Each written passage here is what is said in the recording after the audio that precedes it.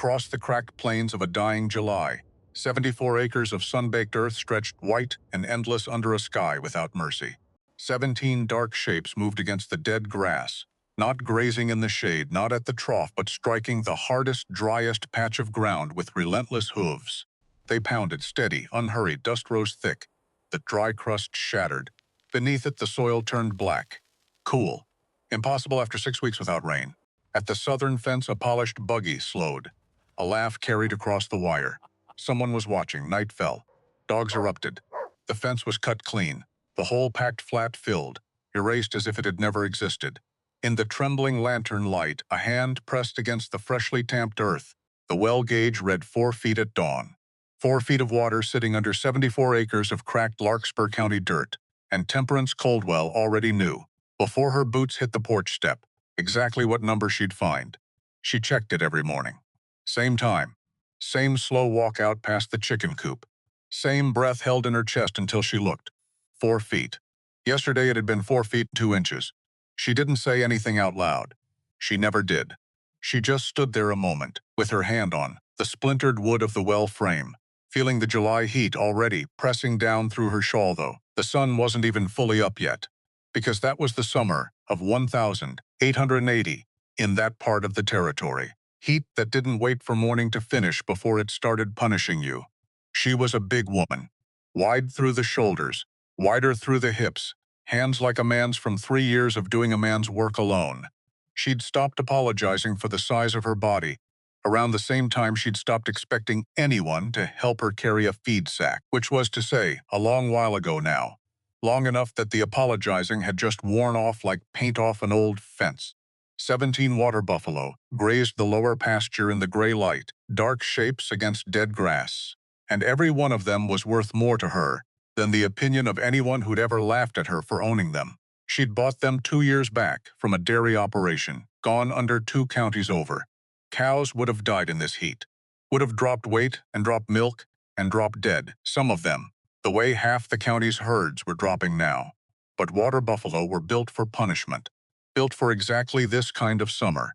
Elias used to say they were the only animal fool enough to thrive on land, too mean to farm anything else. Elias. She caught herself doing it again, talking to a dead man in her head like he might answer back. 3 years gone, and she still did it every single morning, out here at the well, like the habit had dug itself a groove in her that grief hadn't managed to fill in. He'd been gone 3 years.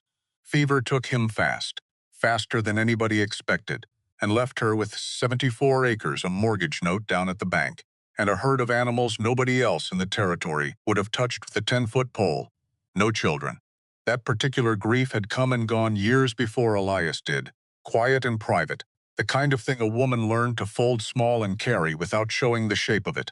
So there was no one left in that house but her. No one to leave the herd to. No one to explain herself to when the well gauge kept dropping and the loan kept coming due, and half the county thought she'd lost her mind keeping animals that looked, to them, like something dragged out of a swamp on the far side of the world.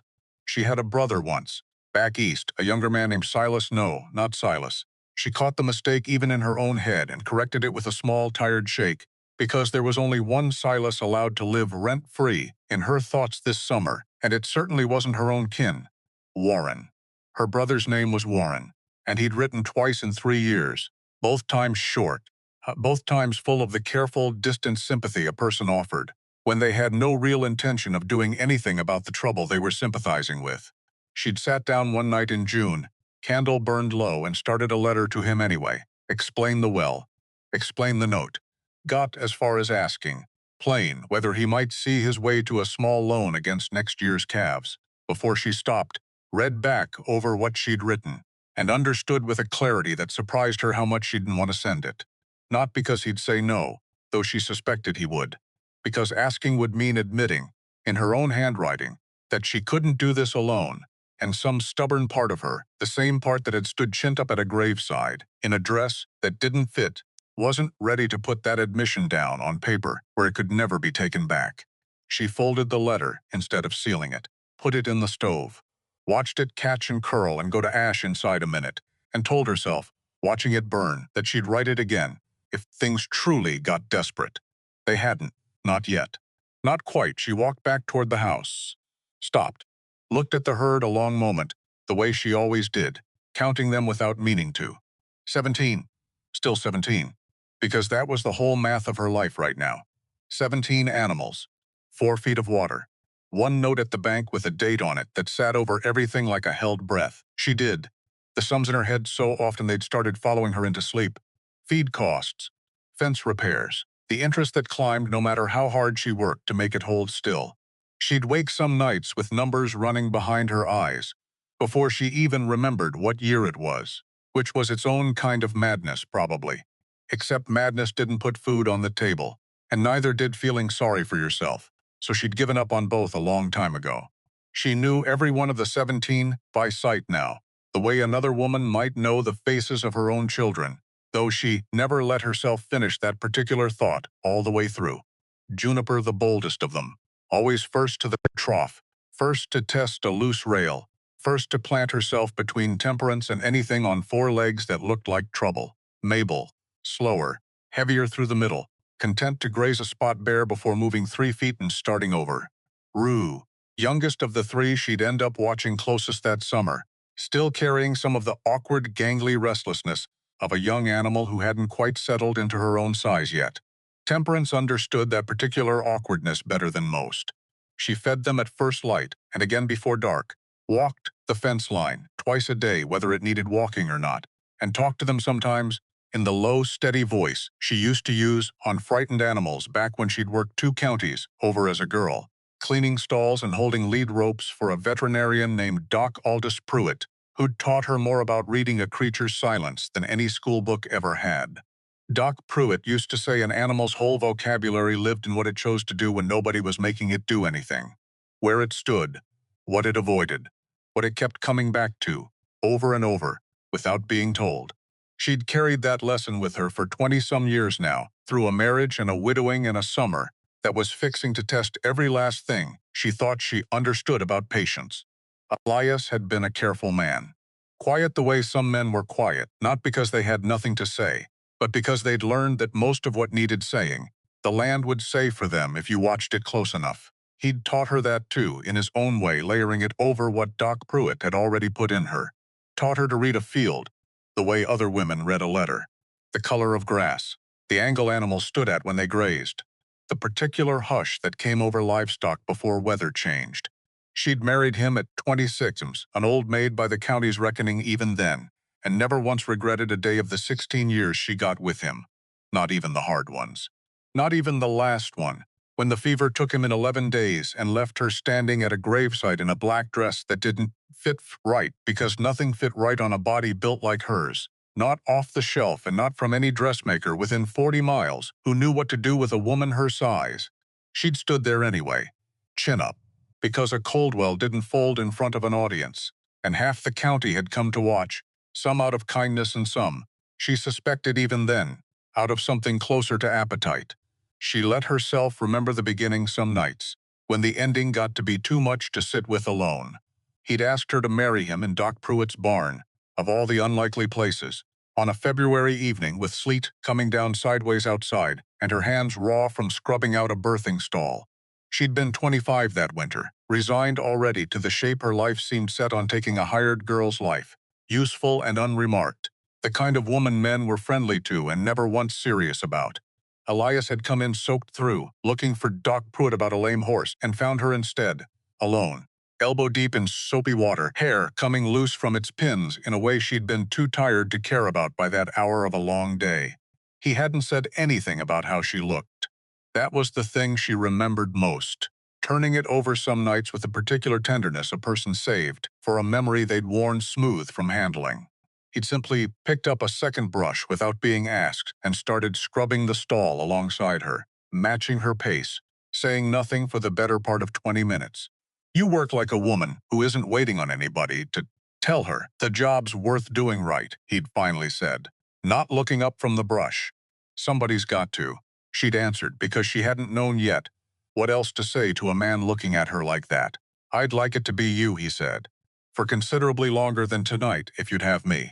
She'd laughed at first, thinking it a joke, some strange sideways compliment about her scrubbing. It had taken him repeating himself, plain and steady, hands still busy with the brush, the whole while like the asking cost him no more effort than the chore they were already doing. Before she understood, he meant it entire. She'd said yes standing in a foot of dirty straw, with lye soap stinging a cut on her thumb, and she'd never once, not in 16 years, found a moment she'd have traded for a more romantic beginning than that one. He'd been like that his whole life. Steady, undramatic, certain about the things worth being certain of and quiet about everything else. She missed that steadiness now more than she missed almost anything. Some mornings, not the grand gestures, because there hadn't really been any, but the plain daily fact of a second pair of hands that showed up to a hard job without being asked. There'd been a boundary dispute once, 20 years back now, the year before she married into the name, back when she was still just the Aldridge girl, working for Doc Pruitt, and Elias Coldwell was still just a neighbor she'd nodded to at church. Elias against a man named Silas Draycott, over a strip of land running along the southern line of what was now her lower pasture. She didn't know all the particulars. Elias hadn't talked about it much, and what he did say, he said flat and without heat, the way a man describes something he considers finished and buried. Draycott had wanted that strip. Elias had the deed and the survey and, eventually, the judge's ruling, all three of them saying the same thing. The land was his. Draycott lost. Publicly. In front of half the men who now ran cattle for him. He'd never forgotten it. She understood that much even if she didn't understand all the rest. A man like Silas Draycott didn't lose things. He acquired them. And somewhere under all that acquiring, 20 years deep, sat one strip of dirt he'd never gotten his hands on, with her name on the deed now instead of her husband's. She thought about that sometimes. Wondered if it mattered to him still. Told herself it probably didn't. Men like that had 100 grudges running at once. Surely one old boundary line had worn itself down to nothing by now. She was wrong about that. She just didn't know it yet. The feed store sat at the crossing where the county road met the old freight trail, a low clapboard building with a bell over the door that announced every customer whether they wanted announcing or not. Temperance went in on a Thursday for a small sack of mineral supplement, counting coins in her coat pocket before she even reached the counter because she already knew, to the penny, what she could spend. The bell rang behind her twice more before she'd finished her business. She recognized the second set of boots before she turned around. Everybody in Larkspur County recognized Silas Draycott's boots. Custom-made, shipped in from somewhere east, polished enough to catch light in a dim store. He had two of his men with him, younger fellows, hired hands, the kind who laughed at whatever their employer laughed at, whether or not they found it funny. Well now, Draycott's voice carried. It was built to carry. If it isn't Widow Coldwell. She didn't turn around. Kept counting her coins. Buying feed for those swamp cattle of yours? They're water buffalo, Mr. Draycott. She said it without looking up. Not swamp cattle, same difference. He stepped closer. She could smell his cologne over the dust and grain smell of the store. Animal like that belongs in a rice paddy somewhere. Not out here. One of his men snorted. She set her coins on the counter, counted them again, out loud this time, low and steady, because her hands wanted to shake and she wasn't going to let them. That all you're buying? Draycott glanced down at the small sack, glanced deliberately at her, at the width of her, let his eyes take the long way around before he looked back up. Small order for a big appetite, I'd have thought. The store went quiet. Not silent, the clerk kept shuffling papers. Somebody's boot scraped the floorboards, but quiet in the way a room gets when everyone in it is listening, without wanting to look like they're listening. Temperance felt the heat come up her neck. Felt it the way she used to feel a slap before it landed, that half second of knowing. She could have said something back. Had a dozen things loaded and ready, sharp enough to cut. Didn't use a single one of them. Maybe farming just isn't for everyone, Draycott said, and smiled like he'd done her a kindness by saying it gentle. No, she said. Maybe it isn't. She picked up her sack, walked to the door. The bell rang over her head, bright and stupid and cheerful, completely wrong for the moment it was ringing in. She didn't cry until she was 2 miles down the road, alone in the wagon, and even then it wasn't the crying kind of hurt. It was the other kind. The kind that just sat in her chest like a stone she'd have to carry the rest of the day, and the day after that, and probably longer. Because that was the thing about a man like Draycott. He didn't hit you once and let you heal. He hit you a little, every time, In every room you both happened to be standing in, until the bruise never had a chance to fade before the next one landed on top of it. She drove home with her jaw set. Didn't wipe her face. Let the wind off the dry fields do that work for her, the way it always had. A wagon was already sitting in her dooryard when she pulled in, and for one bad half-second her stomach dropped, thinking Draycott had somehow beaten her home to finish what he'd started at the store.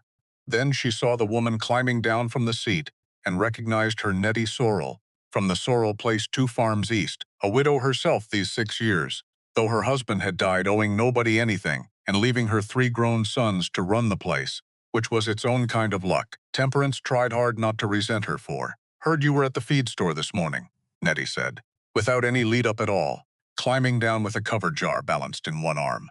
"Heard what got said to you there, too. News travels faster than a body can outrun it in this county." "Does it?"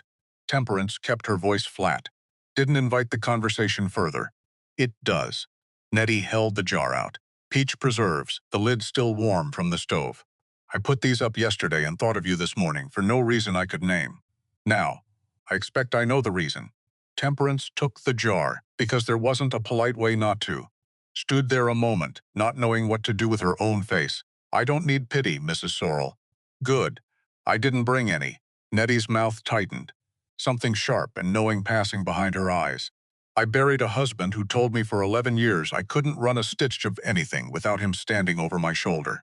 Man's been gone 6 years now, and this place has never once run better than it does today. I don't feel sorry for women men like to talk down to, Mrs. Coldwell. I feel sorry for the men. Takes a particular kind of small to need an audience before he can feel tall." Something in Temperance's chest, wound tight since the store, loosened by a single careful notch. "He said I had a big appetite," she said, and heard her own voice catch on it, just slightly, before she got it back under control. "In front of the whole store, I heard." Nettie's jaw was hard now. "And I'll tell you what I told my own boys when they were young enough to still need telling. A man who has to measure a woman's worth against the width of her doesn't know how to measure anything that matters. Never has. Never will. That's his failing, not yours to carry." Temperance looked down at the jar in her hands. Didn't trust her own voice for a moment. "Thank you," she finally said, "for coming out. Wasn't any trouble." Nettie was already climbing back up onto her wagon seat, brisk about it. The kind of woman who didn't linger once a thing had been said plain. "You need help with anything out here, you send word." "I mean that. Ranching's hard enough without doing every hard thing alone." She drove off before Temperance could answer, dust rising thin behind the wheels, and Temperance stood in her own dooryard a long while afterward with a jar of warm preserves in her hands, feeling something she hadn't let herself feel all morning finally come up and sting behind her eyes. She didn't cry, but it was close and closer than the feed store itself had managed to bring her, which struck her, standing there, as its own strange kind of truth about which things actually broke a person open. Not always the cruelty. Sometimes it was the unexpected kindness arriving right on the heels of it. Sunday came 2 days later, same as it always did, and Temperance drove herself into town for church the way she had every week since Elias died, sitting alone now in the pew they used to share, feeling the particular hollowness of an empty space beside her that 6 services a month for 3 years still hadn't managed to fill in. She felt the whispers before she heard any actual words. Felt them the way a person feels weather changing, a pressure in a room shifting before the first drop of rain ever falls. 2 women near the back, heads bent close together, glancing her way and then quickly not glancing her way. The preacher's wife, a soft, well-meaning woman named Ardith Fell, who cornered her on the church steps afterward, with a smile stretched a little too wide and a voice pitched a little too gentle. "We do worry about you. Out there all alone," Ardith said, patting her arm in a way that managed to feel like something other than comfort. "A woman shouldn't have to carry so much by herself. Have you thought at all about selling up?" "There's no shame in it, dear. None at all." "I hadn't thought about it," Temperance said. "I don't intend to start." Of course, of course." Ardith's smile didn't waver, though something behind it did. "I only mean well. Everyone's heard about the animals. Digging like that. People do worry, is all I mean to say." Temperance held her gaze a moment, kept her voice level, though she felt the old familiar heat climbing up her neck again. Same as it had at the feed store. Same as it always did lately. "Tell everyone I said not to trouble themselves," she said. "I'm managing fine." She was aware walking back to her wagon, of Nettie Sorrel, watching the whole exchange from a fjojix off, arms crossed, saying nothing, though the look on her face when their eyes met for one brief moment carried more solidarity in it than a dozen of Ardith Fell's gentle, hollow words ever could have. Silas Draycott ran nearly 2,400 head of cattle across more than 9,000 acres, and everybody in the county knew the number because he made sure they did. He'd built an irrigation system out of Eastern money, and Eastern engineers that had cost more, people said, than the entire Coldwell place was worth, buildings and stock and standing timber included. He drove a buggy, so new the varnish still caught the sun, wore boots that had never once touched a cattle pen before somebody else cleaned it first. He was, by every measure the county used to measure a man, a resounding success, and he wanted every soul in Larkspur to understand that fact on sight. What the county didn't know, what almost nobody knew, except maybe his foreman, Wyatt Monroe, who'd worked close enough and long enough to read the weather in his employer's face, was that Silas Draycott had never once, in his whole life, gotten over losing. He'd lost that boundary strip to Elias Coldwell 20 years back, and he'd built an empire in the years since, specifically, some said, to make sure nobody in the territory ever thought of him as a man capable of losing anything again. And now the widow was sitting on that same strip of ground, sitting on it with her ridiculous animals and her small orders at the feed store, and her flat, quiet, infuriating refusal to be embarrassed by anything he said to her. He told himself it didn't bother him. Told himself a dozen times a week, usually right around the time he found himself thinking about her at all, which was more often than he cared to admit even to his own reflection. She checked the herd before dark that evening, same as always, walking the fence line slow with a lantern she hadn't lit yet, because there was still enough gray light to see by. 3 of the buffalo weren't at the trough with the others. She stopped, counted the rest of the herd out of habit, 14 at water, 3 missing, and found them down at the far end of the lower pasture, the sunken patch of ground near the old boundary fence, the strip Draycott had wanted and never gotten. Juniper, Mabel, and Rue were pawing at the dirt, hard-packed, sun-baked dirt, cracked in a pattern like the bottom of a dry riverbed, and they were working at it with their front hooves, one strike after another, steady as a slow drumbeat. She watched a while, figured they were after cool mud to lie in. Buffalo did that in heat like this, hunted out whatever damp ground they could find, and settled into it like a blanket. Made sense. Didn't think much more of it. Except there was a cottonwood at 50 yards off, throwing real shade, real relief, and none of them had gone there. They'd walked straight past it, chosen the hardest, driest, least likely patch of ground in the whole pasture instead. She filed that away. Didn't lean on it. Just noticed it, the way Elias had taught her to notice things, and the way Doc Pruitt had taught her long before Elias ever did, and went back up to the house before full dark came down. The next morning they were in the same spot. She stood at the fence a long moment, with her coffee going cold in her hand, watching. Same 3 animals. Same patch of ground. A little wider now than yesterday, the dirt around it scattered and churned instead of packed flat. By the 3rd morning, 2 more had joined them. She started keeping a count in the back of an old feed ledger, a habit she couldn't quite explain to herself beyond a need to see the pattern laid out in her own handwriting instead of just carried around loose in her head. Day 1, 3 animals. Day 2, 3 animals.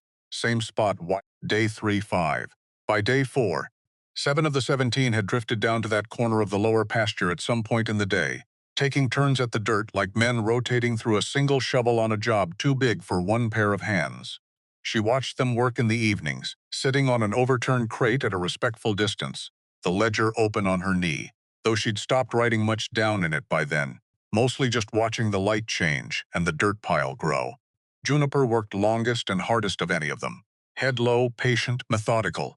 The same animal who'd always been first at the trough, now first at this instead, as though something in her had reordered its whole sense of what mattered most that summer. Temperance found herself talking to her, sometimes in the low voice she used to soothe frightened creatures, though Juniper never once seemed frightened, only certain, in a way that put Temperance faintly in mind of Elias, on the rare occasions he'd been sure of something, and hadn't needed to say so twice. By the end of the week, it wasn't 3 animals with an odd habit anymore. It was a pattern. A slow, steady, deliberate pattern in animals. She'd learned this a long time before she'd ever owned a single water buffalo. Back in Doc Pruitt's barn, with her hands raw from lye soap, and her ears full of every hard lesson he had to teach animals did not waste effort. Effort cost.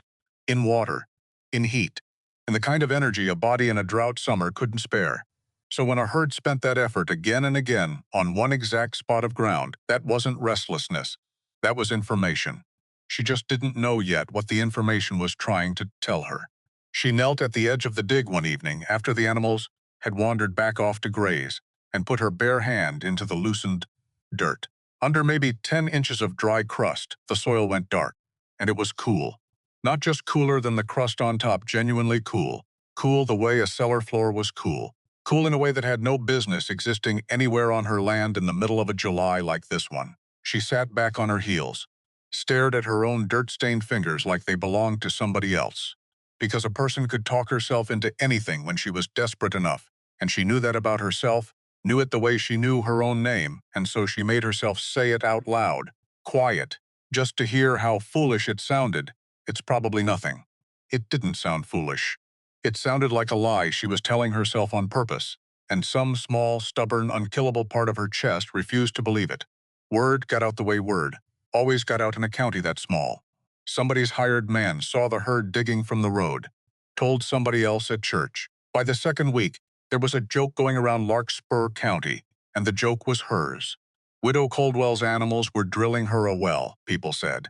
Digging her a grave, others said, and laughed like that was the funnier version. Somebody claimed she'd gone soft in the head out there alone, with no husband and no children and nothing but livestock for company. And wasn't that a shame? And didn't somebody ought to check on her? Nobody checked on her. She heard about the jokes secondhand, the way a person always hears the worst things secondhand, filtered through somebody who thought she ought to know. She kept her chin level when she heard it, said nothing, went home and did chores and didn't let herself cry about it, not because she wasn't hurt, but because crying wouldn't fix the well gauge, and it wouldn't fix the note at the bank. And it certainly wouldn't stop Silas Draycott from finding out, which he would, because he found out about everything on that road eventually. He did find out. Drove his own fence line one morning, checking wire the way he always did. And there they were, 5 buffalo now, heads down, working the dirt with a patience that looked, even to him, like something more than heat madness. He stopped his buggy, watched a moment, then laughed, loud enough to carry across the fence line, and called out to ask whether her animals were digging themselves a pond. She was close enough to hear, straightened up, looked at him across the wire. They know something's there, she said. He laughed harder at that, waved his foreman over Wyatt Munro, riding fence a little ways behind him, and pointed down at the dig. That, Draycott said, loud enough for Wyatt and anyone else in earshot, is what desperation looks like. She didn't answer him, turned back to the herd, kept her hands busy so they wouldn't do anything stupid, like shake or worse, reach for something to throw. Wyatt Munro didn't laugh. She noticed that, filed it away too, the same way she filed away everything else that summer, without knowing yet which pieces would matter and which wouldn't. She couldn't sleep that night, lay in the bed she used to share with Elias, staring at the ceiling, doing sums that wouldn't add up no matter how many times she ran them. Around midnight, she gave up trying and went outside instead, lantern lit this time, and walked down to the lower pasture in her nightdress and a shawl, feeling foolish and not caring, because foolish was apparently the whole shape of her life these days anyway. The dig had grown. It was near the size of a wagon bed now, torn open and dark at the center. She found a length of steel rebar leaning against the fence post where she'd left it weeks back for some repair she'd never gotten around to. Drove it straight down into the middle of the churned earth, left it standing there like a marker. When she pulled it back out, the bottom 2 feet of it came up coated, damp, clinging, dark with soil that had no business being wet. There had been no rain in Larkspur County for 6 weeks. She stood there in the lantern light with a wet steel rod in her hand and felt something crack open in her chest that she didn't have a name for yet. Not hope exactly. Hope felt too dangerous a word to use on a night like this one. Something smaller. Something that just whispered, maybe, and then, before she could stop it, whispered it again. She went through the old papers the next day. A thick envelope that had come with the property when she and Elias first took it on, full of fence surveys and tax filing and receipts, gone yellow from 3 owners back. Papers she'd never done more than glance at. because there had never once been a reason to. She spread them across the kitchen table under the one good lamp and went through them page by page, slow, the way a woman goes through something she half expects to find nothing in. Near the bottom of the stack, folded small inside an envelope of its own, she found a topographical survey, dated 1858, older than she was, older than the county courthouse, probably. She smoothed it flat on the table and traced the property lines with one finger until she found the lower pasture. And they're almost exactly where her buffalo had chosen to dig, almost exactly on that old boundary strip Elias had won. And Draycott had never forgiven him for losing somebody 22 years back, had made a small notation in careful faded ink. Seasonal seep. She sat very still for a long moment. Read it again. Ran her thumb over the words like they might rearrange themselves into something less dangerous to believe.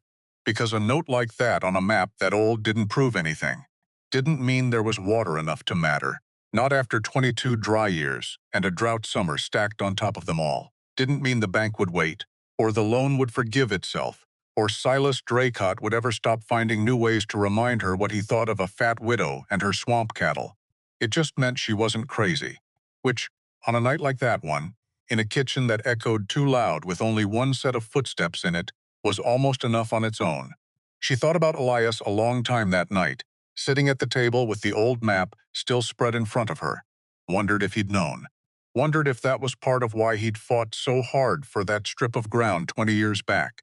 Harder, maybe, than a boundary dispute alone would call for. Wondered if some quiet, careful part of him had suspected there was something worth fighting for under that dirt, and had never gotten the chance to prove it before the fever took him.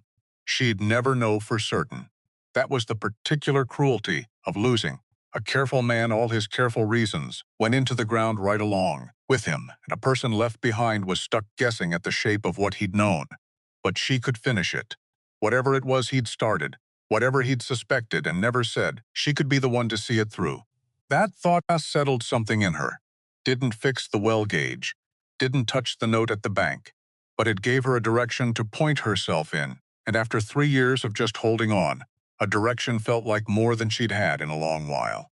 The trouble arrived 4 nights later, and it arrived quiet, the way real trouble usually did.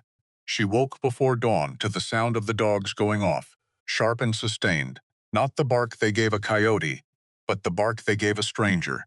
By the time she'd pulled on her boots and grabbed the lantern, whatever had set them off was long gone. She found the fence down first, a full section of it along the southern boundary line, posts pulled and wire cut clean, not snapped by weather or worried loose by livestock, but cut deliberate, with tools. Then she found the dig, filled in. Not just settled, not just collapsed the way loose dirt sometimes did on its own. Packed back down hard at empty flat. Dirt hauled in from somewhere else to bury the hole entirely.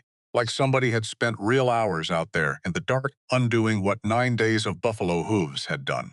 She stood at the edge of it, with her lantern shaking in her hand. Because her hand was shaking now, finally, after weeks of holding steady through Draycott's store and Draycott's fence line and Draycott's whole ugly campaign of small cruelties, it was this a filled-in hole and a cut fence in the dark that finally got past whatever she'd been holding up, which didn't make sense. A filled hole wasn't a threat, wasn't a fist, wasn't even really damage, not in any way she could take to the law and expect it acted on. Except it was a message. Somebody had come onto her land at night, cut her fence, and spent hours undoing the one strange, stubborn thing that might have saved her, and they'd done it careful enough to leave no name behind.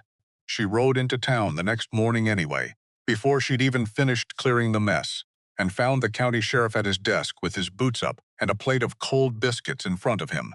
He listened, wrote few lines in the ledger without much hurry behind it, asked her, not unkindly, whether she'd actually seen anybody, whether she had a name to give him, whether it was possible, in a summer this dry, that the wire had simply given out on its own, and some passing coyote or stray steer had done the rest. The hole was filled in on purpose, she said. That's not weather. Maybe not, he allowed. But I can't ride out and arrest a packed flat hole, Mrs. Coldwell. I need a name. She didn't have one. Not one she could prove. Not one she could say out loud in that office without it sounding like exactly what it would sound like, a widow with a grudge, pointing a shaking finger at the richest man in the county on the strength of a feeling in her chest and nothing else. She rode home with that particular kind of anger that had nowhere honest to land. Thought of Dracott's fresh varnished buggy. Thought of Wyatt Munro riding fence a little behind him that day at the boundary. Quiet, not laughing. She had no proof. Not one shred of it. Just a filled hole and a cut fence and a feeling in her chest that sat there like a stone, exactly the way it had sat there in the wagon after the feed store, exactly the way it had sat there every single time Draycott decided to remind her what he thought she was worth.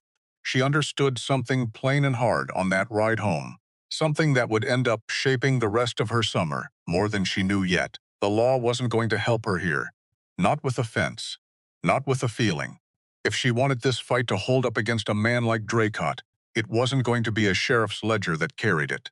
It was going to have to be paper of her own making, filed clean, with her own name on every line, strong enough that nobody could wave it off the way the sheriff had just waved off hers. She didn't cry, riding home. Stewed in her own dooryard afterward a long while instead, and something in her that had been bending all under the loan, under the jokes, under the weight of being laughed at in a room full of men who'd never once had to be brave about anything in their lives. Something in her stopped bending. She dug the hole out again herself the next morning. Alone. Hands blistered by noon, back screaming by the time the sun hit its worst, and she didn't stop until she'd cleared it back down to the dark, damp soil the buffalo had found in the first place. Then she stood at the edge of it, sweat-soaked and filthy, and more certain than she'd been about anything in 3 long years. And she said it out loud to nobody, to the empty pasture, to the ghost of a careful man who used to teach her how to read land nobody else bothered looking at twice. I'm not stopping. The herd came back to the spot within the hour, same as they always did, and started digging again, patient as ever, like nothing in the world had happened to interrupt them. That afternoon she wrote a letter. Short, plain, no wasted words, the same way Elias used to write things when he meant them. She addressed it to Ezra Talmadge, an old well-witcher 2 counties over, who'd put more holes in more ground across that stretch of territory than any other living man, and who she'd heard, from a neighbor who'd used him years back, promised nothing to anybody until he'd walked the land himself and looked. She asked him to come.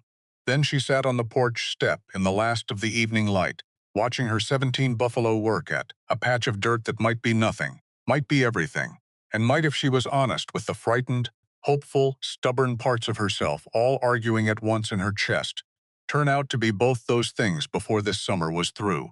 She didn't know yet what Ezra Talmadge would find when he walked that ground. Didn't know about the county survey sitting in a drawer somewhere in the courthouse, waiting to be pulled. Didn't know how far Silas Draycott had already reached, quietly, patiently, into land 2 counties wide, chasing the same old fault line she hadn't even learned the name of yet. All she knew, sitting there in the dark with the heat finally starting to break off the day, was that something under her land was still rising toward the surface, and for the first time since Elias died, she intended to meet it standing up. Ezra Talmadge arrived on a Tuesday, driving a wagon so old it seemed held together by habit more than nails, and he didn't say a word of greeting before he'd already climbed down and started walking her fence line with his eyes on the ground. He was somewhere past 60, hat gone the color of dust years back, hands like roots, cracked and brown, and he carried a forked willow branch under one arm the way another man might carry a rifle, careless and familiar, like it had been part of him so long he forgot it was separate. Temperance stood by the gate and watched him walk. Didn't call out. Didn't explain herself. Something about the man told her explaining would only slow him down. He reached the dig. Stood over it a long while, hat pushed back, saying nothing. Well, she finally said, "Not yet." He crouched, picked up a fistful of the churned dark soil and rolled it between 2 fingers close to his nose, the way another man might test wine. Might not. "That's not much of an answer, Mr. Talmadge. It's the honest one." He stood back up, knees cracking loud enough. She heard it from 6 feet off. "You want a man who tells you it's water for certain? Go find yourself a liar. I don't sell certain. Never have." She liked him immediately. Couldn't have said why. Maybe because he was the first person in weeks who'd looked at the dig, and looked at her, without a single trace of a smirk anywhere on his face. "You've done this a long while," she said. "Not quite a question. 40 years. He said it the way another man might say a number of children he'd raised, weary and proud both at once. Sunk more holes in his territory than any man living. Half of them dry. I don't say that to discourage you. I say it so you know. The man standing in your pasture has been wrong plenty, and has made his peace with being wrong, and won't tell you a comfortable lie just to spare either one of us an uncomfortable morning. I'd rather have the uncomfortable morning. Most folks say that. A dry, fewer mean it. I mean it. He studied her a moment, the way Doc Pruitt used to study a nervous animal before deciding whether it could be trusted to stand still for a needle. Whatever he saw seemed to satisfy him well enough. He went back to his kneeling. He worked the ground for the better part of 2 hours, walked the willow branch back and forth across the pasture in slow, deliberate lines, pausing here and there when the fork dipped or seemed to dip. She genuinely couldn't tell, and didn't fully trust the branch even as she watched it happen right in front of her. Then he set the branch aside and pulled a soil auger from the wagon bed instead, a long iron rod with a twisted point, and sank it into the ground at 4 different spots around the dig, pulling up cores each time and studying them the way Elias used to study weather. Watched the color change with depth, rolled the cores between his fingers, held them to his nose. He'd done this, she guessed, 10,000 times in 40 years of putting holes in Larkspur County dirt, and she could see him doing arithmetic behind his eyes, the whole while slow, careful arithmetic, the kind a man only learned by being wrong enough at times to respect the cost of being wrong again. Animals find damp ground on their own sometimes, he said finally, not looking up from the core in his hand. Cooler soil. Draws them without any grand reason behind it. Doesn't mean there's a lake down there waiting on you. I know that. Do you? He looked at her then, not unkind. Just direct. Because half the folks I meet in this line of work already decided what they want to hear before I open my mouth. Then they get angry at me when the ground doesn't agree with their wanting. I'm not angry yet. Good. A small, dry, almost smile. Ask me again when I'm done. What he found made him quiet for a while. The soil below showed real saturation. Not surface damp, not the kind that dried up an hour after a light rain, but saturation that ran deep and held steady across all 4 of his test holes, which he explained, crouched at the edge of the dig with a core sample. Balanced across his palm, suggested a shallow band of groundwater trapped between layers of rock beneath them. Basalt, most likely, given the country they stood in. Is it worth digging for? She asked. He straightened slowly, pressed a hand into the small of his back. It's worth checking, he said. It is not worth betting the whole farm on. That's not an answer either. It's the only honest one I've got. He looked out over the churn dig, then back at her. I've seen animals lead folks to damp ground before. Seen that damp ground turn out to be a puddle that dries to concrete by August, and leaves a family worse off than when they started because they spent everything chasing it. I've also once, maybe twice, in 40 years it turned into something real. Which is it? This time. Don't know yet. He said it plain, no apology in it. Only way to find out is to open the ground careful and let it tell you. Do it small. Do it cheap. Don't let hope talk you into a hole you can't climb back out of. She stood with that a long moment, because a person could hear the same warning twice in one conversation and still only really hear it the second time, once the shape of the danger had settled properly into her chest. Don't let hope talk you into a hole you can't climb out of. She'd been living in a hole for 3 years already. The bank's hole. The county's hole. The hole Draycott kept digging deeper every time he opened his mouth at the feed store. What was one more, if it might be the one that finally led somewhere? Small, she said. And cheap. I can do that. One more thing. He was packing his tools back into the wagon now. Unhurried. Whatever you find down there, keep it quiet as long as you can. Word travels fast in a county this size, and money travels faster once word gets moving. You want time to understand what you've got before every soul in Larkspur has an opinion about it. She thought of the joke already running through town about her digging buffalo, almost laughed. I'm afraid that ship sailed, Mr. Talmadge. Then you'll just have to move quicker than I'd like. He tipped his hat. I'll be back when you've got a hole worth reading. She hired a man with a mule team to run a small excavator borrowed from a neighbor 2 farms over a hand-cranked auger rig. Nothing grand. The kind of equipment folks used for digging cellar holes and the occasional stubborn well shaft. His name was Jedediah Cole, a broad, unhurried man who dug half the cellars and outhouses in the county and asked no questions he didn't strictly need answered. One day, she told him, counting coins into his palm before he'd so much as unloaded his equipment. That's what I've got to spend. Whatever we get to by dark, that's what we get to. He looked at the sum in his hand a long moment, then back at her, and something in his weathered face softened just slightly. "Heard about your buffalo," he said. "Not unkind. Just plain. The way most things got said in Larkspur County. Whole town's heard, I expect. I expect they have. My wife thinks it's the finest thing she's heard all summer. Said if any of us had the sense God gave a fence post, we'd have been out here digging alongside you weeks back instead of laughing about it at the store." He tucked the coins away and reached for his tools. "One day's what you paid for. I'll see we make the most of it." He worked hard and said little the rest of the morning, and she found herself grateful for both in roughly equal measure. Paid for a single day of his time and not an hour more, because a single day was all she could afford, and she chose her spot with care. 20 feet off from where the buffalo had been working. Close enough to reach the same water, if there was water to reach.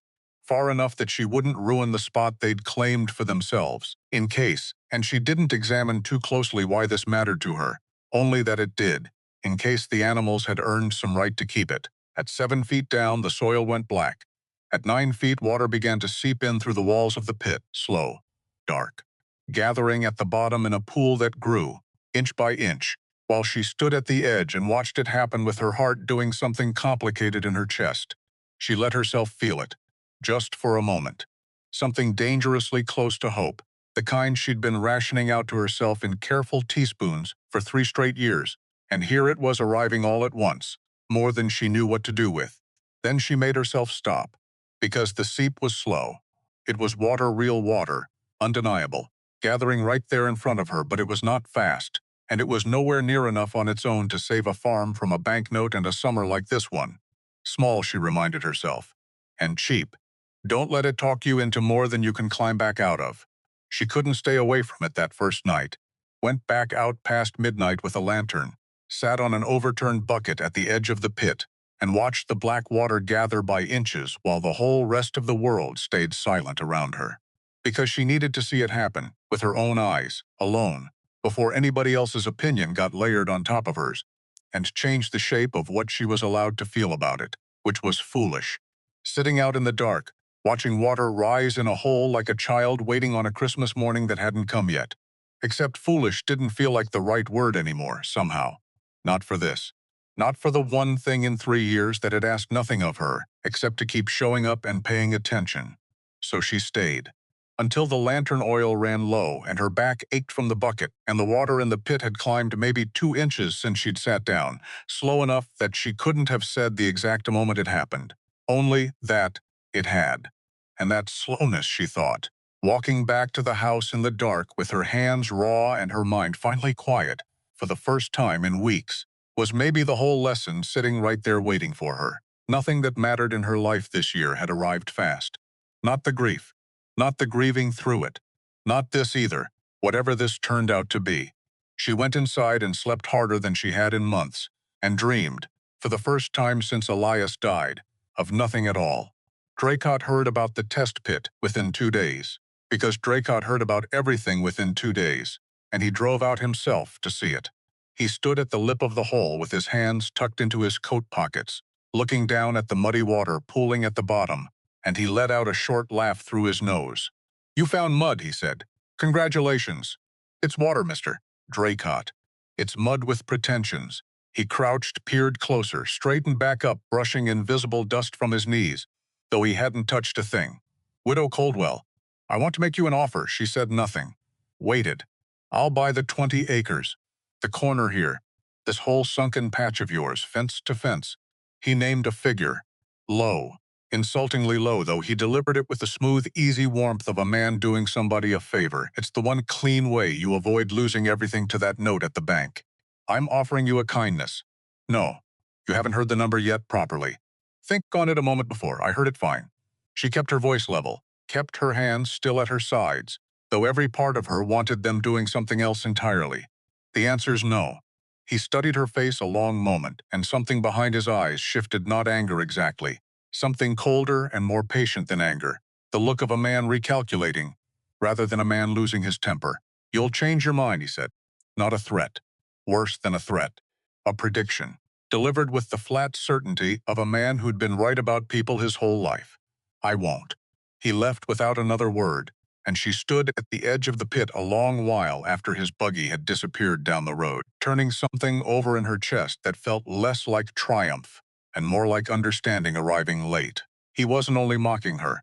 He was waiting for her to weaken, waiting for the bank, or the drought, or her own exhaustion to do the work he couldn't do himself, so that in the end, he could buy this ground clean and call it her decision instead of his taking. Because a man like Draycott didn't need to force anything. He just needed to wait long enough for a woman alone to run out of ways to hold on. She decided, standing there, that she would hold on longer than he expected. The bank's letter came 9 days later. She read it twice at the kitchen table before the words settled into something she could fully believe. The note due, as it had always been due, at the end of autumn was now, according to the letter, due in 6 weeks. A revision to the terms. Cited, in language so careful it barely said anything at all, as a response to shifting risk considerations in the current agricultural climate. She sat with the letter a long while, because that language didn't come from nowhere.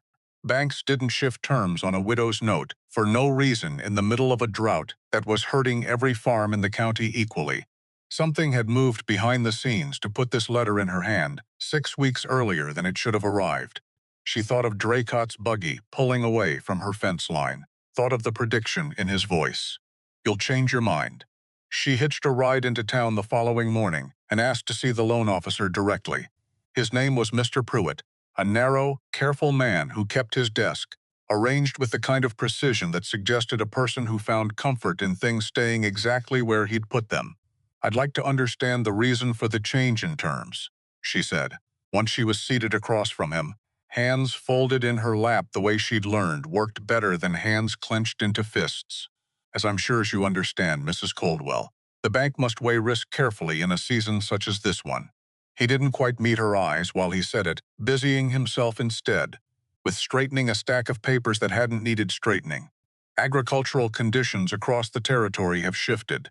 We've had to revisit a number of notes accordingly. Nothing personal in it. Nothing personal, she repeated. Have you revisited Mr. Draycott's notes accordingly, too? The straightening stopped, just for a moment. Mr. Draycott's arrangements with this bank aren't a matter I'm able to discuss with you, any more than I'd discuss yours with him. That's not a no. It's the only answer I'm able to give you. He finally looked up, and something in his face, tired and a little apologetic, underneath the careful Bicker's composure, told her more than his words had. I'd encourage you to have the funds ready by the revised date, Mrs. Coldwell. That's truly the most useful thing I can tell you today. She had no proof. Not one shred of it, same as the night the fence got cut and the hole got filled back in. Just a feeling sitting in her chest, familiar now, the shape of it worn smooth from handling it so often this summer, and a banker who wouldn't hold her gaze a full 3 seconds when she asked him a direct question. She folded the letter, put it in the drawer with the old 1,858 survey, and she went out to check on the herd, because standing still with a letter like that in her hands for one more minute was a thing she genuinely could not afford to do. Ezra called on her again the following week, this time with a rolled document tucked under one arm, and he spread it across the hood of her wagon without waiting to be invited in. County Geological Survey, he said. Have a fellow I know at the land office pull it for me. Look here. His finger traced a line running southeast through the lower third of Larkspur County, through her land through the boundary strip Elias had won 20 years back, straight through the spot her buffalo had chosen. Old basalt fault, he said. A break in the bedrock, running clean through this stretch of ground. Water coming down from the higher country to the east can travel through cracks in that rock and surface along the break as a spring or a seep, wherever the fracture runs closest to the surface. That's why it stayed damp, she said slowly, even through weeks with no rain. That's my guess, yes. It's not luck. It's not magic, it's just geology, doing what geology quietly does, whether or not anybody's paying attention. He rolled the map back up. But I want you to hold off on digging deeper till we know more. How much water's actually moving down there and how fast it comes back once you draw it down. That tells us if we've got a real spring or just a pocket that'll empty and quit on us inside a season. How do we find that out? Set a pipe in the test pit. Draw the water level down hard. Measure how quick it climbs back over the next 2 days. He looked at her steady. Slow recovery, it's a trapped pocket. It'll run dry eventually. Same as any well that isn't fed from somewhere. Fast recovery means something's feeding it. Means something's feeding it, he agreed. She looked at the rolled map under his arm a long moment. Can I see that survey? The whole of it, not just this stretch. He handed it over without asking why. She went to the county records office 2 days later, while the pipe sat working in the test pit and Ezra rode home to wait out the 48 hours. The clerk who pulled the deed books for her was a young man, new to the position, careful and a little nervous about handling records for a woman who arrived alone and asked, very specifically, for every parcel purchase, recorded along a particular stretch of the county in the last 3 years. It took him the better part of an hour. She waited, hands folded, watching dust drift through the one window. What he brought back sharpened everything. Draycott Cattle Company had quietly purchased 2 other parcels in the past 3 years, both of them sitting along the very same stretch of broken bedrock that ran through her own lower pasture. Neither purchase had made a ripple of gossip in the county, because both parcels were small and unremarkable, and located just far enough from the main road that nobody driving past would have thought twice about who owned them. She sat very still with the ledger open in front of her, because a man did not spend money quietly buying up scattered, unremarkable acres along one exact geological line, unless he already suspected or already knew that the line was worth something, which meant Draycott hadn't come to her test pit that day out of idle curiosity. He'd come already halfway certain of what she might find, and he'd offered her an insultingly low price for the one piece of that line he didn't already control, hoping she'd sell before she understood what she was sitting on. She closed the ledger, thanked the clerk, walked out into the afternoon heat with her mind running faster than her feet, and by the time she reached her wagon, she'd already decided what came next. She found him at his own gate 2 days later, home from riding fence, and she didn't wait for an invitation before she started talking. You knew, she said. He turned, took his time about it the way he always did, like every conversation was a stage he'd built himself and intended to control every inch of. Knew what exactly? About the water. About the fault line running under my land. She held his gaze. You've been buying up ground along that same break for 3 years. Quiet parcels, small enough nobody noticed. Something flickered behind his eyes. Gone almost before she caught it. That's an interesting theory, Widow Coldwell. It's not a theory. I've seen the deeds. Then you've seen deeds for land I bought because it was cheap and it bordered my grazing lease. Nothing more curious than that. He said it smooth. Too smooth. You're seeing treasure maps in a courthouse ledger because you're desperate. Desperation does that to people. Makes them see gold in mud puddles. I'm not desperate, I'm careful. Careful people don't spend their last dollar digging holes on a rumor from their own livestock. His voice hardened, just slightly, just enough that she heard the warning start to surface underneath it. I'll tell you something for free since you seem determined to chase this. If you start pulling water out of that ground without doing it properly filed, registered, by the book, you could find yourself in real trouble with the county. Unauthorized use of a shared water source is no small matter out here. Men have lost land over less. She felt the words land exactly the way he intended them to. A warning dressed up, thin as tissue paper, as friendly advice. Thank you, she said for the concern. She turned and walked back to her wagon before he could answer, because she'd learned by now that the last word with Silas Draycott was never worth the trouble of reaching for. What mattered wasn't winning the exchange. What mattered was that he'd just told her, without meaning to, exactly what his next move would be. She drove straight to the courthouse instead of home. The county clerk's office sat at the end of a narrow hall that smelled like old paper and lamp oil, and the woman behind the desk there, Louisa Fenwick, a thin, sharp-eyed woman, not much younger than Temperance herself, with ink permanently staining the side of one hand, looked up when she came in and set down her pen without being asked. You're the widow with the buffalo, Louisa said. Not unkindly, just a fact stated plain, the way facts get stated in a county this small. I am, heard about your dig. A faint, careful smile. Heard a lot of things about your dig, actually. Most of them not very charitable. I'd like to register a water claim. Temperance sat without being asked in the chair across the desk. By the book. Before anyone can say I didn't. Louisa studied her a long moment, then reached for a fresh sheet and dipped her pen. Out here, she said. The law's simple, even if folks like to make it sound complicated. First in time, first in right. Whoever puts a water source to beneficial use first and files the claim proper holds the senior right to it so long as the use is reasonable And so long as it doesn't rob water, another party's already got a filed claim to. And if someone challenges it, then it goes before the county board, and whoever's got the clearer paper trail and the clearer evidence generally wins. Louisa's pen paused over the form. Is somebody planning to challenge it?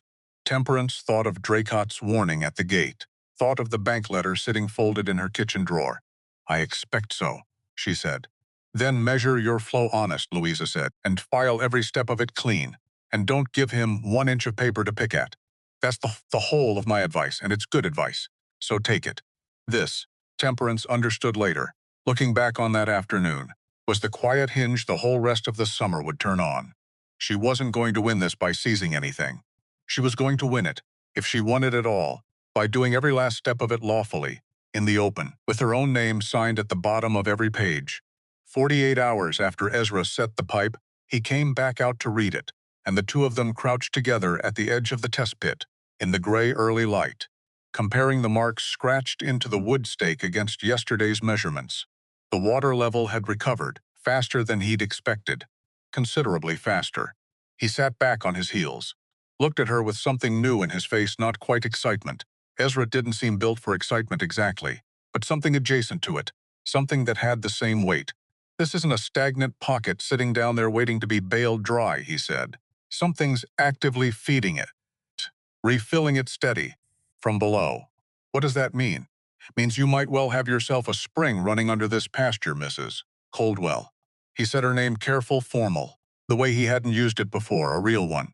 They walked back together to the original dig, the one the buffalo had chosen, the one Draycott had once stood over and called mud with pretensions, and both of them stopped at the edge of it at the same moment, without either one saying a word first.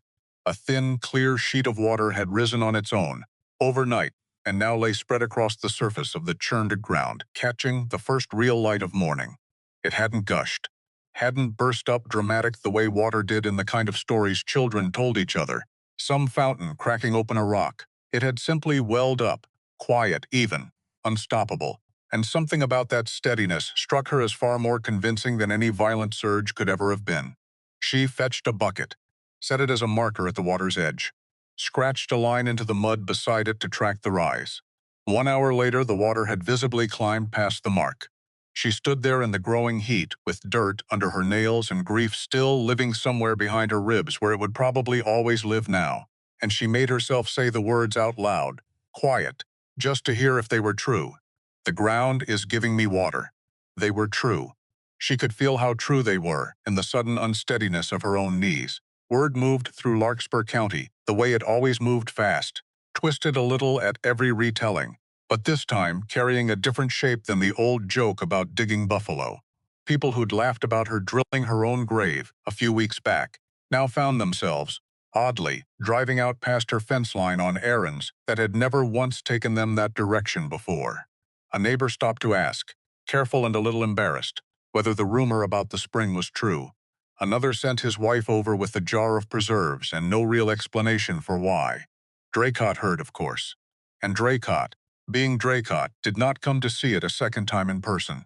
He sent word instead through Wyatt Munro that the widow's puddle would dry up inside a week, that she was celebrating rainwater trapped in a low spot, nothing more, and anybody with sense would know it. A week went by. The spring still ran. 2 weeks went by, it still ran steady, unhurried, filling a hand-dug pond a little wider every day. And while it ran quietly, without any fanfare at all, the enormous storage reservoir out at the Draycott Ranch built by Eastern engineers, fed by that irrigation system, that had cost more than her whole farm, began dropping. Fast. Faster than a reservoir that size should have dropped in one summer, drought or no drought, because the same brutal heat testing, every operation in the county was testing the biggest operation, hardest of all, and 2,400 head of cattle, drank a staggering amount of water every single day. Draycott found himself, for the first time in years, paying to have water hauled by tanker wagon out to some of his more distant grazing units, an expense that would have been unthinkable to him a season earlier, an expense that, she heard through the same gossip channels that had once carried her humiliation, put him in a temper nobody on his crew wanted to be anywhere near. She didn't gloat about it, didn't let herself. But she noticed the ground shifting under both of them, quiet, the way ground always shifted before anybody above it, fully understood what was happening. He came back a third time on a Sunday afternoon, and this time his offer for the 20 acres was nearly 4 times what he'd first put on the table. She met him at the fence again, same spot as always, like the two of them had worn a groove into that particular stretch of wire through sheer repetition. 4 times my first offer, he said, without preamble. That's more money than that corner will ever be worth to you standing alone. It's not for sale. You're being stubborn for no reason. Something in his composure had thinned, just slightly, just enough that she could hear real irritation under the smoothness now. I'm offering you a way out from under that banknote. A generous one. I don't need a way out. I have water. You have a puddle that got lucky and a herd of ugly animals that dug it up by accident. His voice sharpened. You think one lucky hole makes you a rancher? She looked at him a long moment, kept her voice even, though something hot had risen behind her ribs at the word ugly, the word accident, the whole dismissive shape of the sentence. No, she said. What makes me a rancher is staying. When every single person around here expected me to quit. He had no answer for that. She watched him search for one and come up empty, his jaw working, and for one brief, satisfying moment she let herself enjoy it. The satisfactions didn't last the afternoon. Louisa Fenwick sent word to the farm 2 days later, a note carried by a boy on a borrowed horse, asking Temperance to come to the courthouse at her earliest convenience. She went the next morning, dread sitting heavy in her chest the whole ride in, because good news rarely traveled by urgent note carried on a borrowed horse. Draycott's filed a formal objection, Louisa said without softening it, laying a document across the desk between them. Against your water claim. Temperance read it twice. The legal language was careful, measured, entirely reasonable sounding on its surface, and that was precisely what made it dangerous. His argument stated plain. The groundwater under her land might well be connected to the same larger aquifer that the surrounding ranches, his own included, drew from through their deep wells. If she pulled water freely from her end without restriction, she risked drawing down a shared resource that other operations in the county depended on to survive this drought. He's not wrong that it's a real concern in principle, Louisa said carefully. The board takes shared aquifer claims seriously. It's happened before, elsewhere. One party's well draining a whole valley's water table isn't fiction. But it's not what's happening here. You believe that. I believe that, for what it's worth. But belief isn't evidence, and the board doesn't rule on belief. Louisa met her eyes. You're going to need proof. A survey. Somebody qualified, a geological man, a mining engineer, somebody with credentials the board will respect to examine your source directly and state, in writing, exactly what it is and how it does or doesn't connect to everything around it. And if I can't afford that, then Draycott's objection stands unchallenged, and the board rules in favor of the party with the paper trail. Louisa's voice softened, just slightly. I'm sorry. I wish I had better news to hand you. Temperance sat with the document in her lap, a long moment, the courthouse hall quiet around her, dust motes hanging gold in the one shaft of light through the window.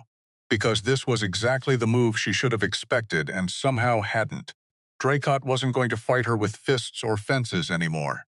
He was going to fight her with paper, with process, with the slow, patient machinery of law that favored whoever could afford to feed it, and she had, at this exact moment, precisely one wagon, one team of mules, and a bank note 6 weeks from due. She sold the wagon and the mules 3 days later, walked them into town herself, sold them to a farmer 2 roads over who'd been asking after a good team for months, and took the money he counted into her palm without letting her face show a single thing about what it cost her to do it. She'd need to borrow a neighbor's wagon now for every trip to town. No one would need to walk more often than not, the 2 miles to check her own mail. It didn't matter. None of it mattered measured against the alternative, which was losing the water claim entirely, and watching Draycott's 4 times higher offer become, eventually, her only remaining option. She sent word that same week to a mining engineer 2 counties over, a man named Hollis Vane, recommended to her by Ezra, with a short, plainly written letter of introduction. Asked him to come survey her land. Named a fee she could barely afford and hoped, fiercely silently, that it would be enough to buy his time and his honest word both. She walked those 2 miles on foot the following Tuesday, dust settling into the hem of her skirt with every step, her feet aching in boots that hadn't been built for distance. The postmaster, a stooped, gentle man named Otto Krebs, who'd run the little window at the back of the mercantile for as long as she could remember, watched her come in and raised an eyebrow at the state of her. "No wagon, Mrs. Coldwell? Sold it," she said. Simple, no explanation offered because none was owed. He didn't press. Just reached under the counter and set a folded paper in front of her a reply. Already, quicker than she'd dared hope, in a neat, economical hand she didn't recognize yet as belonging to Hollis Vane. "Whole town's been asking after your business, Otto," said, not unkindly, sliding the letter across. "Not the way they used to ask, either. My wife had me put back a length of good rope for you last week, in case you needed it for that pond of yours. Didn't charge her for the asking, and I won't charge you for the rope, should you want it." She stood a moment in the dim little post office, the letter in her hand, feeling something in her chest that she hadn't expected to feel, over a length of rope and an old man's plain courtesy. "Thank you, Mr. Krebs." Wasn't anything. He was already turning back to his sorting. Walk safe home now. Heat still fierce this time of day. She read the letter on the walk back, slow, careful, the way a person reads something they've been waiting weeks to receive. Hollis Vane wrote short and plain. Much like Ezra had promised, he would confirm his fee, confirmed a date he could come, and added a single line at the close that she read 3 times before folding the paper away. "I do not soften my findings for anybody's comfort, Mrs. Coldwell. I hope that suits you, because it is the only kind of survey worth paying for." It suited her fine. She walked the rest of the way home with the letter tucked inside her coat, close to her chest, and found the distance considerably shorter going than it had been coming. The county held a community gathering that same month at the schoolhouse. Nothing formal, just the kind of evening folks used to trade news and complaints about the drought. Everybody packed too close together, in a room too hot for comfort. Draycott was there, of course. Found a moment, in front of a room half full of neighbors, to remark loud enough to carry, the way everything he said was built to carry, that some people just didn't know when to stop digging. A good number of people laughed. Not everyone. Nettie Sorrell, sitting 3 rows back, with her arms crossed, did not laugh, and made a point of not laughing loud enough, that a few heads turned to notice the silence coming off her. "Seems to me," Nettie said, into the small quiet that followed, not raising her voice much but pitching it to carry all the same. "A woman who spent her whole savings proving her water's honest is doing considerably more digging, in the way that matters, than a man who spent his whole summer objecting to it in front of a county board." A ripple went through the room. Somebody near the stove let out a short, surprised laugh of an entirely different kind than the one before it. Draycott's jaw tightened, though he covered it quick with a thin smile and said nothing back, because there wasn't an easy way to answer. A woman who hadn't raised her voice at all. Temperance didn't turn around. Didn't need to. She sat through the rest of it with her hands folded in her lap, chin level, saying nothing, because she'd learned by now, slow and hard won, that the answer to a man like Silas Draycott was never going to be words spoken in a crowded schoolhouse, not even words as satisfying as the ones Nettie had just spoken on her behalf. It was going to be the survey Hollis Vane hadn't yet arrived to conduct. It was going to be paper filed proper, standing up under scrutiny in a way his mockery never would. She just had to hold on long enough for that paper to arrive. Outside, walking home in the dark because she no longer had a wagon of her own to drive, she looked up at sky thick with more stars than she remembered it holding in years, and she thought about her spring, running steady somewhere behind her in the dark, feeding a pond that hadn't existed 2 months earlier. Whatever came next, the survey, the board, Draycott's paper war, the note still counting down at the bank that water was still down there, still rising, still hers on paper, and in fact, whether or not the county board had gotten around to saying so yet. She held on to that the whole walk home. It was that night almost enough. Hollis Vane arrived on a Thursday with a leather case full of instruments. Temperance couldn't name, and a manner so quiet, so entirely without theater, that she found herself trusting him within the first 10 minutes, purely on the strength of how little he seemed to want from her. He didn't promise anything. Didn't smile the reassuring smile men sometimes gave a woman alone, the kind meant to soothe rather than inform. He walked her land for 3 full days, took samples, took measurements, sank a series of narrow boreholes at careful intervals across both her lower pasture and, with permission secured through the county, 2 adjoining stretches nearer the Draycott line. She watched him work from a distance most of that time. Didn't hover. Didn't ask questions. She suspected he wasn't ready to answer yet, because she'd learned that much at least from Ezra. A man doing careful work needed room to be careful in. He spoke little those 3 days, and what he did say came out measured, unhurried, the words of a man who had long ago learned that a wrong guess dressed up as confidence did more damage than an honest silence ever could. She fed him supper each evening, watched him make careful notes by lamplight afterward instead of resting, and understood, watching him, that whatever verdict he eventually handed her would be one she could stand behind in front of the whole county without flinching. On the evening of the third day, Hollis Vane sat at her kitchen table with his papers spread out under the one good lamp, the same table where she'd once spread an old survey and found the word seasonal seep waiting for her in faded ink, and he looked up at her with an expression she couldn't quite read yet. "I have your answer," he said. She sat down across from him, folded her hands, waited. "Your water," he said, "is not part of the deep aquifer the surrounding ranches draw from. Not connected to it, not feeding it, not drawing from it, not touching it, at any point I can find." And I looked hard, Mrs. Coldwell, because I understood what was writing on the answer. She felt something in her chest come loose slow, like a knot finally giving after being pulled tight for weeks. "What is it, then?" "A perched aquifer." He tapped the paper in front of him, a cross-section diagram. Layers of shaded rock stacked like a cake sliced open. A separate body of water, held up on a layer of low permeability rock sitting above and apart from the main system entirely. "Fed by that fault line, Mr. Talmadge showed you runoff traveling down from the higher ground to the east, through the cracks in the basalt, released slow at the surface, exactly where your animals found it. Two different systems. Two entirely different systems." He met her eyes. "Drawing from yours, within the reasonable limits you've already agreed to, does nothing whatsoever to the aquifer the rest of the county leans on." She sat with that a long moment, letting it settle all the way down, because for weeks now she'd carried Dracott's objection like a stone in her coat pocket, present every hour of every day, whether she reached for it or not, and here it was, gone, dissolved by nothing more dramatic than careful measurement and an honest man willing to say what he found. "There's something else." Hollis Vane's voice had shifted, gone careful in a different way now, the way a man's voice goes careful when he's about to say something that isn't his business to enjoy saying. "Buried in the same survey. I checked the deep wells on the Dracott operation too. While I had my instruments out there, standard practice, comparative data, nothing improper about it. And his wells are pulling from a different aquifer than yours. The main one. The shared one." He turned a page. "And they're pulling from it hard. At a rate my figures suggest is not sustainable over any real span of time. Another 2-3 summers like this one, and that reservoir system out at his ranch is going to start showing real trouble. Trouble that has nothing to do with you, and everything to do with the size of the operation trying to drink from it."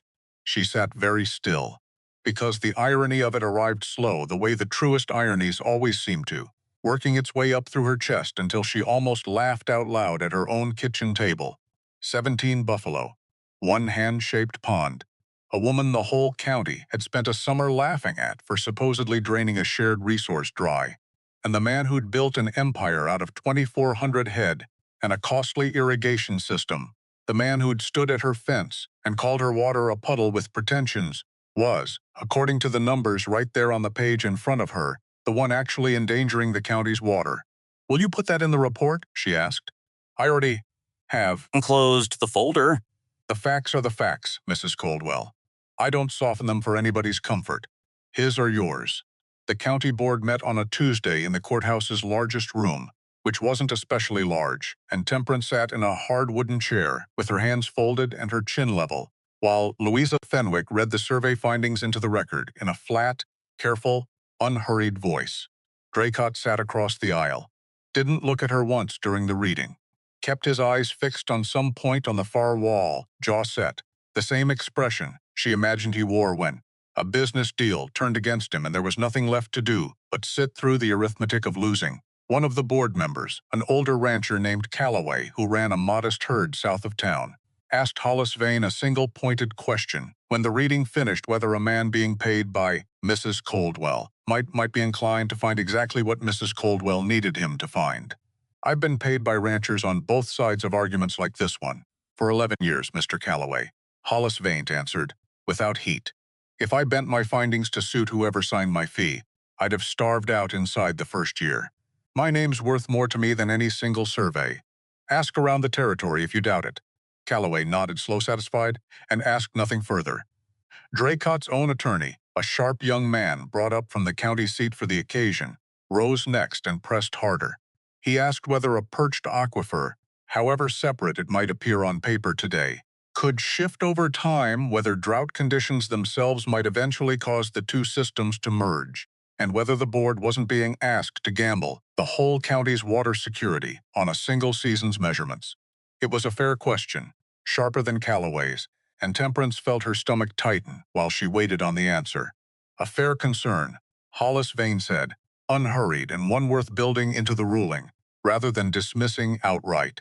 "I'd suggest the board require a follow-up survey in 2 years' time at Mrs. Coldwell's expense to confirm the systems remain separate. If they don't, the cap adjusts accordingly, or the claim is revisited entirely. That protects the county without punishing a woman today for a risk that hasn't materialized, and may never." The board members exchanged a look down the table. Louisa Fenwick made a note. Temperance understood, watching it happen, that Hollis Vane had just handed the board an answer that let everyone in the room, save Face Draycott's attorney included, without anyone having to admit the objection, had been built on nothing sturdier than a rich man's wounded pride. The board deliberated for less than 20 minutes. Objection dismissed. Claim approved. A cap set on her draw reasonable, sustainable, exactly the kind of limit she'd have chosen for herself, even without the board's insistence, because a source that ran forever at a trickle was worth more to her than one she emptied in a single desperate season. She signed the paperwork with a steady hand, didn't smile, didn't look over at Draycott while she did it, though she felt the weight of him not looking at her from clear across the aisle. Outside on the courthouse steps, in the flat afternoon heat, Louisa caught up to her before she'd gone 10 paces. "You did that right," Louisa said. "Every step of it. Clean paper, honest measurement, no shortcut a person could pick at. Ezra told me to do it small and cheap." Temperance managed something close to a smile, tired around the edges. "I did it small and cheap and slow, and it still nearly bankrupted me twice over. That's usually how the right way goes." Louisa's mouth quirked. "The wrong way's always faster. Doesn't make it better." She built it properly after that. A real collecting pond, banks packed by hand where the ground allowed it, a gravity-fed line running down to a set of drinking troughs, so the herd no longer needed to wade straight into the source to reach water. A small wetland margin along one edge, where the buffalo could stand belly-deep and cool themselves through the worst heat of the afternoon. Ezra helped her lay it out, warned her, more than once, not to break through the layer of rock holding the pressure in place underneath. They worked 3 full weeks on it together, most days just the two of them, packing clay along the banks with the flats of their shovels the way Ezra showed her, tamping it down layer by layer until it held water instead of swallowing it. Her hands blistered fresh, over blisters, already half-healed from earlier in the summer. Ezra never once complained about the work, though she noticed him favoring his back more as the days wore on, and she took to sending him home earlier than he wanted some evenings, over his mild protest, because a woman who'd already lost one careful man to exhaustion wasn't about to lose the second one to a pond. "You'd have made a fair well-witcher yourself, given a different life," he told her one afternoon, straightening up from the bank with a hand pressed to his spine. "You've got the patience for it. Most folks don't. Most folks want the water yesterday and get angry at the ground for not obliging them." "I had considerable practice at patience this year," she said, "whether I wanted it or not. That's usually how patience gets taught." A dry, almost smile. "Nobody signs up for the lesson willing." "Break that seal," he said, standing at the edge with his hat pushed back, "and the water might find itself a lower path and abandon you entirely, or drain away faster than it fills and leave you with a dry hole where a living spring used to be. I understand. A thing like this is a gift," he said, and something in his voice had gone quieter than she'd heard it go before, almost reverent. "But it's a fragile one. And the way you keep a fragile gift is you take from it gentle. You never grab." She thought of Draycott while he said it. Thought of 2,400 head of cattle and a reservoir dropping faster than it could refill, and understood with a clarity that settled cold and certain in her chest exactly what taking too much eventually cost a person. She had no intention of making his mistake, even at a fraction of his scale. The drought did not ease. If anything, it tightened its grip through the back half of that summer, and while her small spring kept giving, steady and honest, the Draycott operation began, quietly at first and then not quietly at all, to come apart at the seams. One of his major wells lost pressure entirely and fell off in output within the space of a single week. Two of his grazing units ran dry enough that he was forced to move cattle off them altogether, driving them instead onto ground, already carrying more animals than it could properly feed. She heard about all of it secondhand, the way she'd once heard about the jokes at her expense, filtered through neighbors who thought she ought to know. This time she didn't feel the old stone settle into her chest when she heard it. She felt something closer to tired sympathy, which surprised her more than the news itself did. Because hating a man took energy she'd rather spend on her herd, her fences, her own slow, careful rebuilding, and somewhere across that long, brutal summer, she seemed to have run out of the particular kind of energy hatred required. Wyatt Munro came to her gate one evening, in early autumn, hat in his hands, standing a full 10 feet back from the fence, like a man unsure whether he had any right to be standing there at all. She recognized him before he spoke. The foreman who hadn't laughed, that day at the boundary fence, when Draycott called her herd desperation, dug up out of dry ground. Mrs. Coldwell. Mr. Munro. He turned his hat over once in his hands. I'll say it plain, since I expect you'd rather I did. Draycott operations in a hard spot. 2 units run dry, a third close behind them, and cattle standing in dust where their water ought to be. He paused. Mr. Draycott sent me to ask whether you'd sell water, temporary, enough to carry one herd through on the parcel that borders your land. He sent you, he did. Wyatt didn't dress it up, didn't soften it with excuses on his employer's behalf. He couldn't come ask himself. Pride wouldn't bend that far. So he sent me instead. She studied Wyatt Munro a long moment across the fence wire. You could have said no to carrying that message, she said. Could have told him to come himself or not come at all. I could have.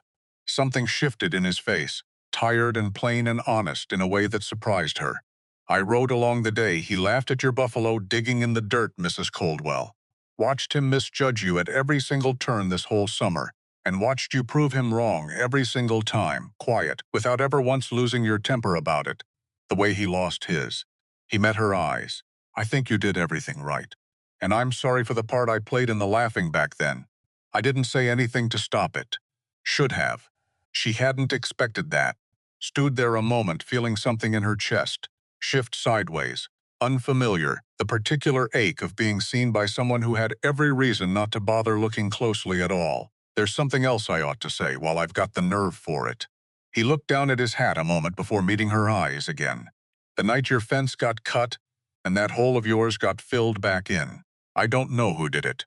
I want you to hear that clear, I don't know. And Mr. Draycott never told me a thing about it, not directly. But 2 of our hands were gone from the bunkhouse most of that same night, and I never did get a straight answer out of either one about where.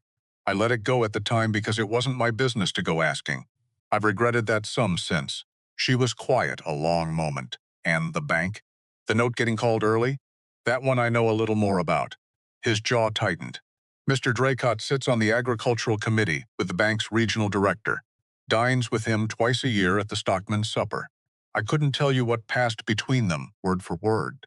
But I know they spoke that same week your term changed. And I know Mr. Draycott left that supper in a fine mood. It wasn't proof. Wouldn't have stood up in any courthouse in the territory. And she understood that even as he said it. But it settled something in her all the same, not triumph. Nothing so clean as that. Just the quiet relief of finally hearing a thing she'd already known confirmed by somebody with no more reason to lie to her than to tell her true. Thank you for saying so, she said finally. All of it. Will you consider it? The water. I'll look into it, she said. And I mean that honestly, Mr. Munro. Not as a way of saying no, gentle. She had every reason in the world to refuse him. Sat with that fact a long while that evening, alone at her kitchen table, running the whole ledger of the summer back through her mind, the way she once ran numbers she couldn't make add up. Draycott had mocked her at the feed store, in front of a room full of strangers, about her animals and her body both in the same breath. He'd stood at her fence and called her herd desperation. He'd tried 3 separate times to buy her land out from under her, each offer a bet that she was one bad week away from breaking. He'd let his objection go before the county board, an attempt thin, but real to strip away the very water right that had finally, after 3 years of barely holding on, given her something like solid ground to stand on. And now, thanks to Wyatt, she had as much certainty as she was ever likely to get that his hand sat behind both the cut fence and the bank's early letter as well. Any door she wanted to slam in his face, he had built for her himself, plank by plank, all summer long. Every neighbor who'd once laughed along with him would have understood completely if she slammed it now. Except she sat with Elias's memory a long while that same night, the careful, quiet man who'd taught her to read a field before he ever taught her to love him. And she thought about what he would have made of a moment like this one, an old rival standing at the edge of the very ground he'd once fought for, asking, through an intermediary, for mercy he had no right to expect. Elias had never once, in 16 years of marriage, spent a single evening plotting how to make a man suffer for wronging him, had won his boundary dispute clean 20 years back, and then simply moved on with the rest of his life, unbothered, uninterested in rubbing Draycott's nose in the loss. She wasn't interested in becoming the kind of person Draycott was, wasn't interested in winning by his methods, just because she'd finally gotten the upper hand to do it with. She went and did the thing she'd learned to do all summer, the thing that had carried her this far already. She checked. She sat down with Ezra and with Louisa both, over the following days, and worked out exactly how much surplus her spring could give up without ever crossing the cap the board had set, without ever risking the pressure Ezra had warned her so carefully never to break. The answer, when it finally came together on paper, was modest. A small, steady surplus. Nothing that would ever make her wealthy. Nothing that would ever turn Coldwell Land into an operation to rival Draycott's, not in this lifetime or any other. But it was real, and it was hers to offer or not, entirely on her own terms, so she drew up terms of her own, sitting alone at her kitchen table with a fresh sheet of paper and a steady hand. She would sell only the genuine surplus. Nothing more, not one drop past the cap. No one would touch the source, directly.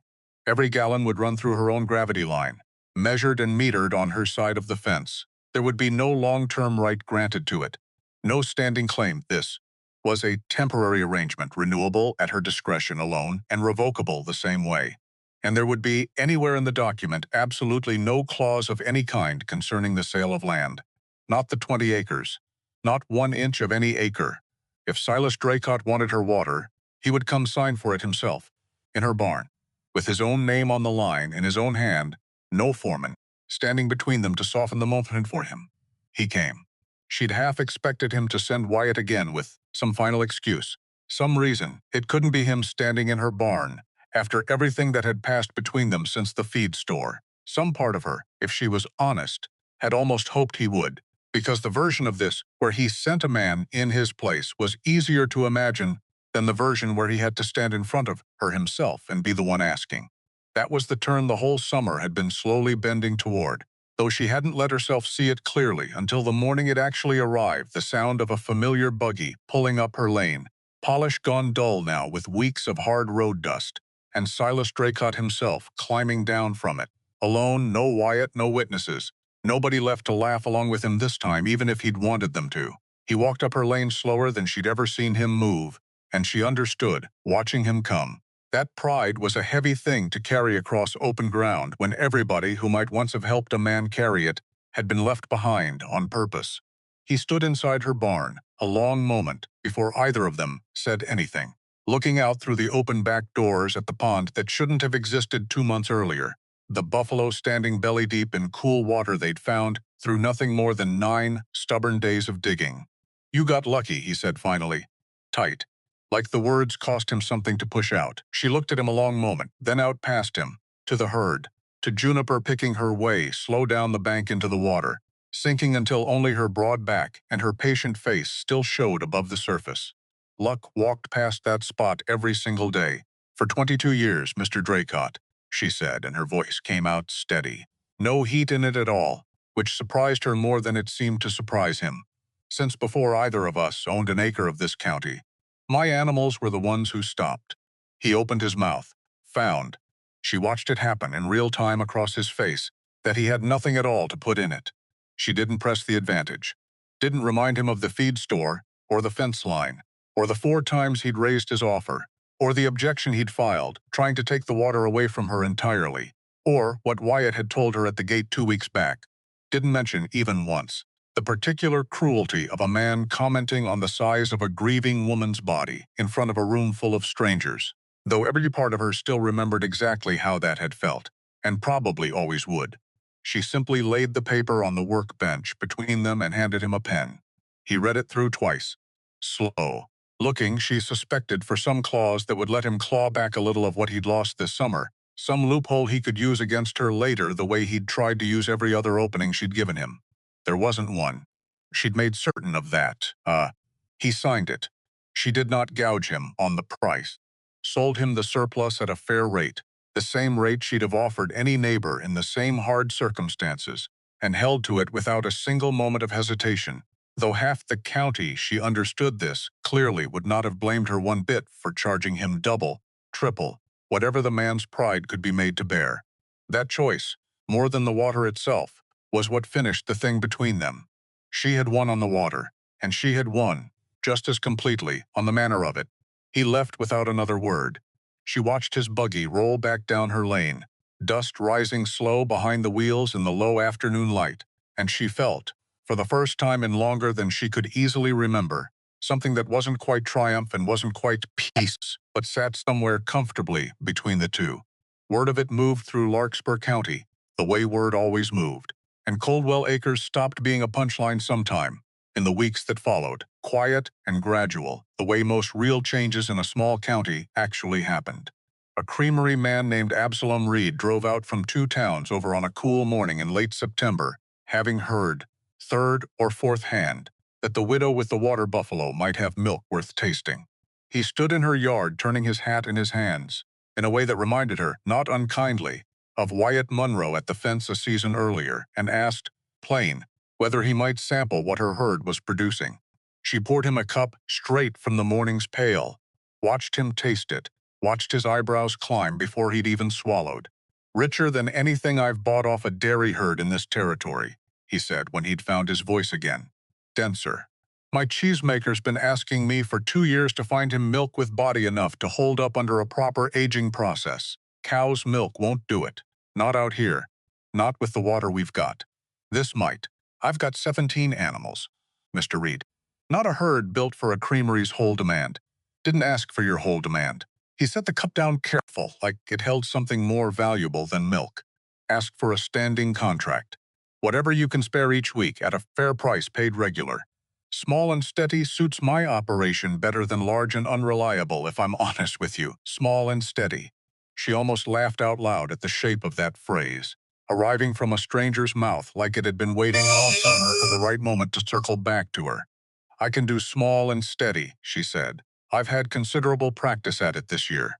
They shook on it before he left, and she stood in her yard a long while afterward, watching his wagon roll off down the lane, feeling something settle into place that had nothing to do with money and everything to do with being looked at, finally, as a woman worth doing careful business with. When the banknote finally came due, she walked in herself and paid it, in full on time, and did not so much as blink when the same loan officer who'd once talked around her chances called 2 weeks later to suggest, warmly, that perhaps they ought to discuss expanding her credit for the spring ahead.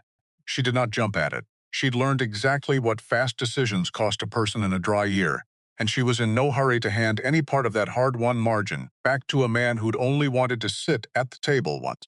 The risk had already stopped being a risk. Nettie Sorrell came by that same week with another jar of preserves, and this time she stayed for supper, and the two of them sat late at the kitchen table, talking about nothing in particular, the way women who trusted each other could, and Temperance understood, somewhere in the middle of that easy, unremarkable evening, that she had gained something this summer that no survey or courthouse ruling could have put a value on. Not just water, not just a paid note, somebody who'd shown up before there was any profit in it. What the spring had changed in the end wasn't her fortune. It was her costs, the deep well she could never have afforded, the water hauled in at ruinous expense, the herd she might have had to thin, the acres she might have had to sell in a panic at whatever price a man like Draycott felt like naming that week. One by one, those weights simply lifted, until she found she could breathe again without measuring the breath first. She grew after that. But she grew slow and on purpose, the way Elias would have grown things. One careful season at a time instead of one reckless leap, fencing the pond that autumn and planting its banks with native grasses, so the thing that had saved her wouldn't be undone by her own carelessness somewhere down the line. Late that same autumn, on a quiet afternoon, with the first real cool of the season finally starting to settle over the pasture, she walked down to the edge of the pond, carrying a small stone marker she'd had cut in town, carrying it herself the whole way because there was no one left to carry it for her, and she had never once this whole hard summer wanted there to be. She set it into the bank near the water's edge, where the ground stayed soft enough to dig by hand, and she knelt there a long while afterward with dirt on her palms for what felt like the 100th time that year. The stone read simply, Elias Coldwell, and beneath his name, a single line she'd chosen herself, turned over in her mind, for days before she finally settled on the words. He knew the ground before any of us did.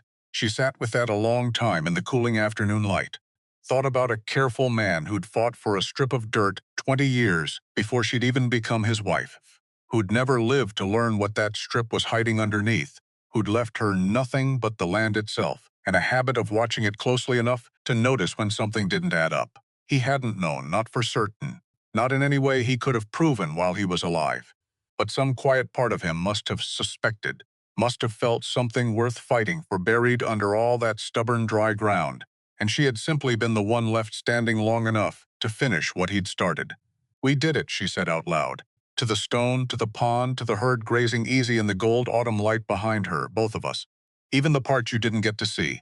Behind her, out across the water, the whole herd stood scattered and unhurried in the shallows, 17 dark shapes catching the last low light of the day, and she watched them a while, the way she'd watched them all summer, the way Doc Pruitt had Pruitt taught her to watch anything worth understanding, quiet, patient, without asking it to hurry toward an answer before it was ready to give one.